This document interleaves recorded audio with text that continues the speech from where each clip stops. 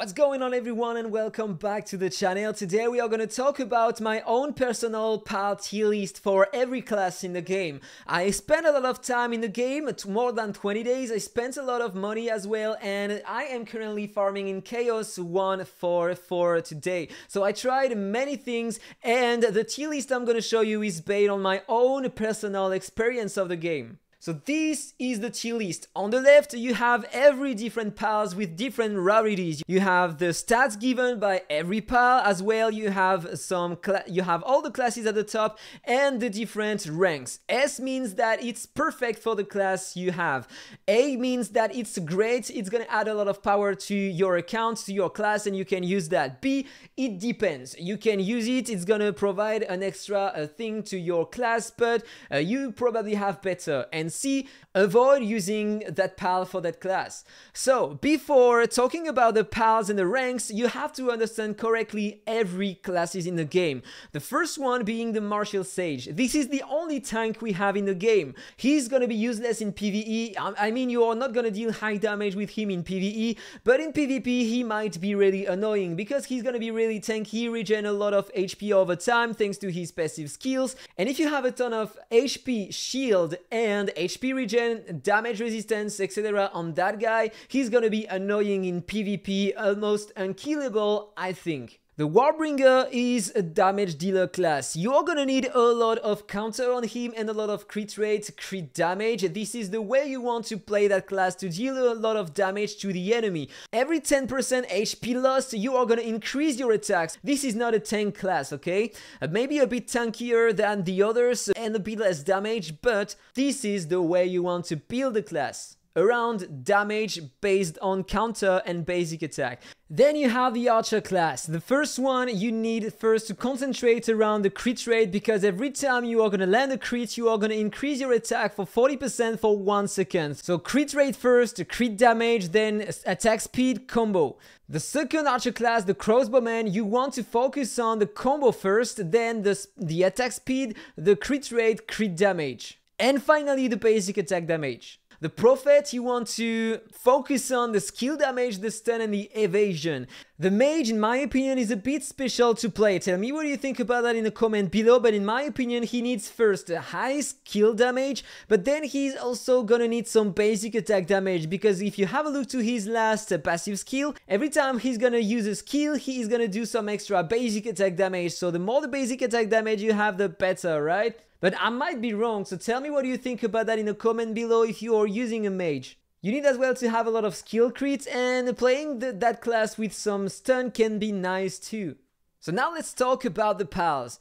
I'm not gonna detail everything, okay? I'm gonna give you the basics, and we are gonna begin with every S tier. So there we go, we have only the S tier at the screen. So for the Martial Sage, you want to focus on the HP regen. This is a great one, the Panda. The Deer is amazing on every class. This is the best way to reduce the damage you are gonna take from every source of damage. You want to use that on every class, trust me. It's better to use that one as the only to reduce the damage you take than concentrating only on upgrading your damage. This is not the way you are gonna have the better score in PvP or PvE. If you are not using the Deer, you are gonna die sooner, and the extra little damage you are gonna get by using another pal instead of the Deer, it's not gonna make the difference. That one is better to use on everyone, okay? Then still on the Martial Sage, you want to have some extra counter as well, and that one, if you can get it, because this is an immortal, but the best for that class. You are gonna have 60% more damage on counter, but every time you are gonna counter, you are gonna heal 1% of the lost HP. And then that one is amazing as well. Every time you are gonna fall down below 50% HP, you are gonna proc a 30% HP shield on your hero every 60 seconds. So the more you stay alive with that class, the better it's gonna be. You are gonna be unkillable if you are using the right pals on that class, okay? On the Warbringer, of course you want to use the Deer, and then you have that one to increase the counter rate. You have some crit rate that can be great, because the basic attacks, the combos, and the counters can crit, so that one is perfect for that class. And then the dog as well is great. You're gonna have a better survivability and more counter damage. So if you can have that one, it's absolutely perfect. On the archer, you want to focus on the basic attack, the crit rate, and the attack speed. So that one, the chicken, is perfect for that class. The owl is absolutely perfect for the two archers, so you want to make sure that you are using the owl on these classes. You have the deer. Of course you have the deer. You can try to replace that by another and tell me in the comment below if you have a better score at the end of a boss fight. Or if you have more win rate in PvP when you are replacing the deer. I'm curious to know, but I tried that and trust me, all the time using the deer instead of another extra damage increase was always better. So then you have the cactus, amazing for the two archer classes because every 3 basic attacks you are gonna deal some extra damage to enemies, and that's an amazing one to use. I tried in fact to replace that one by the octopus or the dragon, the immortal dragon, and the damage difference was just a bit better using the immortal ones. So the cactus is amazing for these two classes. The banana is amazing for the two archer classes, especially if you can get the red one, but for now I don't know if we are gonna have it later again, but we had an event in which we had to spend €1 during 5 days to obtain that one, so for a total of €5, and it's increasing our combo rate by 10% and the combo damage by 100%. If you have only the blue banana, you only have a 5% combo and no extra combo damage. So the red banana is amazing to use on your archers, and probably the best one to use after the octopus. You have the dragon, the immortal, and the orange one. You are going to have a basic attack crit damage increase, but you want to use that one only if you have some crit rate as well on your class. Otherwise, you don't care about using that. You are not going to take advantage of the crit damage on basic attack. And as well, it's going to increase your crit rate on skills. So using your skills, you are going to get an extra damage sometimes. So this is a great one to use on these two classes. Then you have the crit rate one if you can get the eggplant. So that one is great for the two archer classes because you are going to deal a lot of damage based on your combos that can crit and your basic attack that can crit also.